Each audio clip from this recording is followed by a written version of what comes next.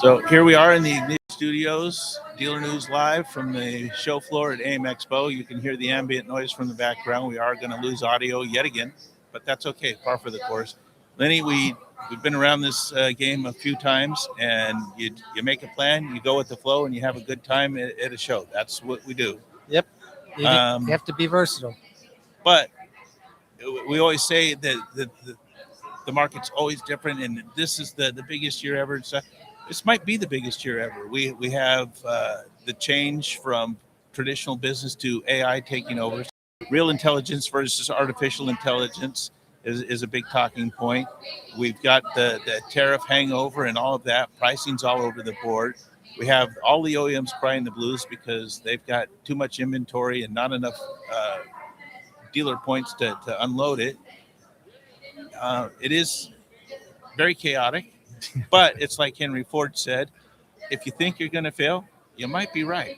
You will. Conversely, if we think we're going to succeed, we will be right. One way or the other, we're going to be 100% correct in our assessment. And I would say that if we tempered that view with the fact that this industry went from 6 to 8 million registered street motorcycles in use annually to 12 to 13 million in the past couple of years, we're at a high water mark. There are more motorcycles registered for use than any point in history, and yet we're bitching about sales being at the lowest they've ever been. So what about this dichotomy, and where do we stand? What does JD Power's state of the industry say? Well, there's a lot to unpack in all of that. I think, what's interesting is, and you just touched on it, you have such a high water mark of the bikes that have been sold.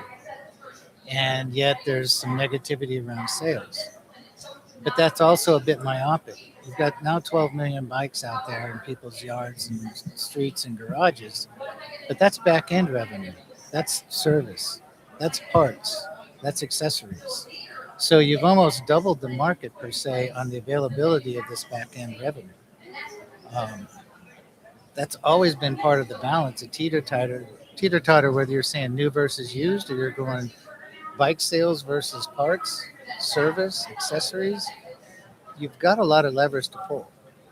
And when you talk to the optimistic, hardworking dealers, not to say that everybody doesn't work hard, the ones that have the right mindset, you talk to them, and for as far as they're concerned, business is good. Others are struggling to stay and keep the doors open. Not necessarily saying they're negative about it, but maybe there's things that drive them to be negative. But the game's changing. It's getting bigger. It's getting better. The tariffs, they front-loaded a lot of sales. A lot of people up front bought stuff ahead of time to try to avoid the tariffs. So you have that hangover from that, which is what's led to higher inventory, mainly because manufacturers really didn't think about that and kept building to try to match some of those spring numbers of March and April back in the day. That will work itself out. It always does. But it is kind of borderline Wild West out there. You have, as we were discussing earlier, you've got a lot of similarities between now and the internet bubble and the digital age coming about in the early 2000s. Resistance, hesitancy there, but the game was changing. So your perspective is pretty unique because not only you've been following the power sports game specifically for NADA guides all those years, you've seen the car side. You're the guy who championed the internet to the car guys. And that's what we're now facing, AI within power sports. You've already lived through the cycle once, and you warned them then, and you told them what was going to happen, and then it happened to them. Yep. And we're there again. AI is as advanced as it's already gotten. It's moving very quickly, and it scares people. I think that as we get more sophisticated and knowledgeable about it, and the techie guys that are working through that part of things in the world I have no understanding of. It's a great way to crunch big data. We've talked about big data and big companies for many years. But most times when the big companies would say, we have big data, we just don't know what to do with it. AI allows you to grind that big data into a usable format.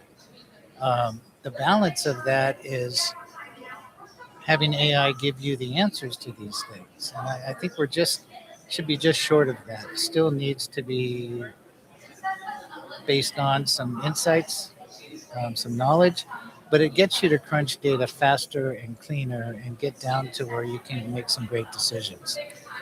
But that's the old thing: garbage in, garbage out. You got to know what the right question is to ask before you can crunch it down to get the right answer. Correct. And all I try to say is, you know what, I'm full on behind it. It's coming.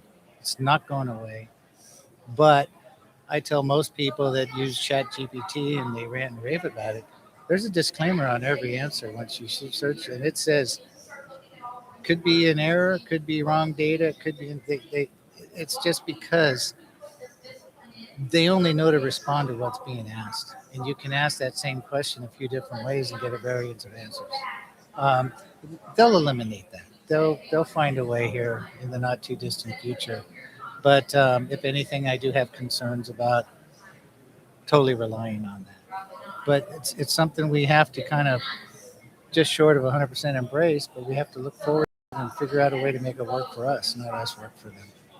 Well, it goes back to the fundamental core of this industry. None of it makes sense. There are easier ways to make money. Riding on a motorcycle is a dangerous occupation and a worse profession to have. Why would anybody do this in the first place? So if we ask a logical, intelligent, artificial or otherwise question, it's counterintuitive. The answer is already wrong because there's no right answer for being here. But it is how you envision that answer. Whether it's yeah, 100%. So we've been through it long enough.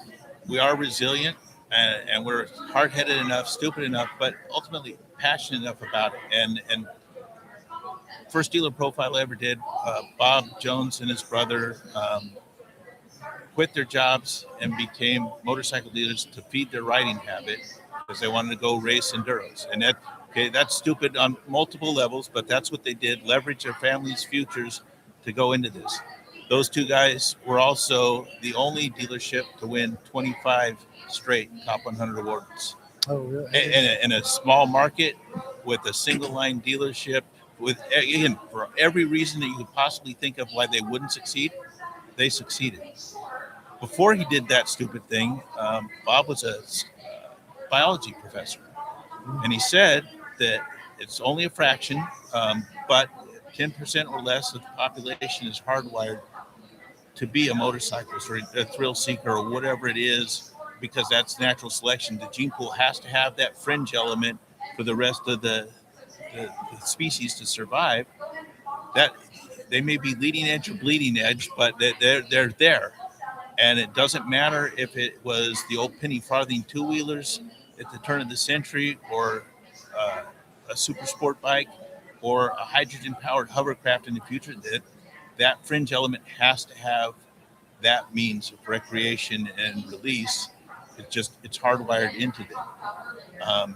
We made motorcycling more popular than that. We outplayed our field. We went from the 10% that's biologically wired to it for 10-15% penetration.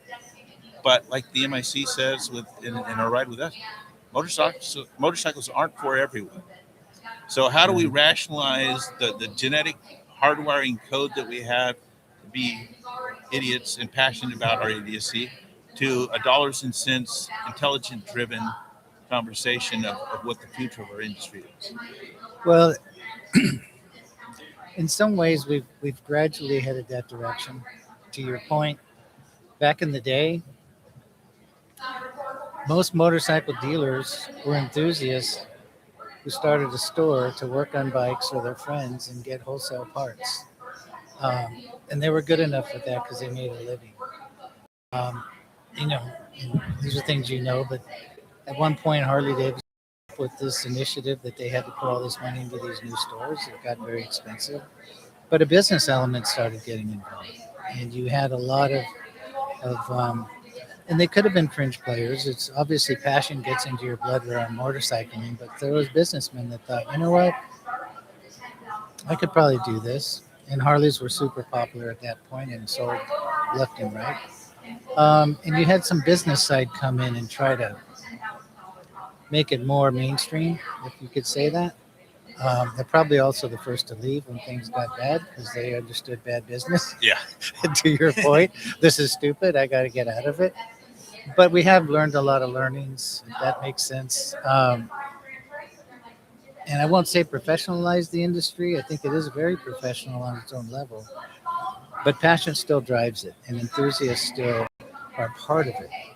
The difference between this business and the RVs, boats, automotive is there's a lifestyle element in it as well. There's guys that ride bikes to work. That's what they do. And that's not as much an enthusiast. That's a lifestyle rider. That's someone who's married to that two-wheel bike, rides it any chance he can. Why does the guy ride a bike in the rain on the roads? But that's what they do, right? And so that's a part of this market that doesn't exist anywhere else. And there's a value to that. And to me, just an impression of a high level of sophistication to those people. They're here for a reason because they love it. And it's not just, you know, riding a motorcycle on a good Sunday where the weather's nice. These are guys that are involved in it, and it's a part of their lifestyle. So, Well, again, we're a lifestyle, not a commodity, and what we do doesn't make sense. So we shouldn't ask a rational based AI to come up with an answer that's going to make sense. no, and the answer is just as some of mine are wrong anyway. So, but that's part of the game. It is a good game. The best people in the world are still in this industry, and the best people that I know are the dealers and the backbone that keep feeding this habit for people like me and you. So here's to a positive 2026. I think, for all intents and purposes, here today and yesterday, I think the future bodes well for us this year. Thank you, Lenny. All right.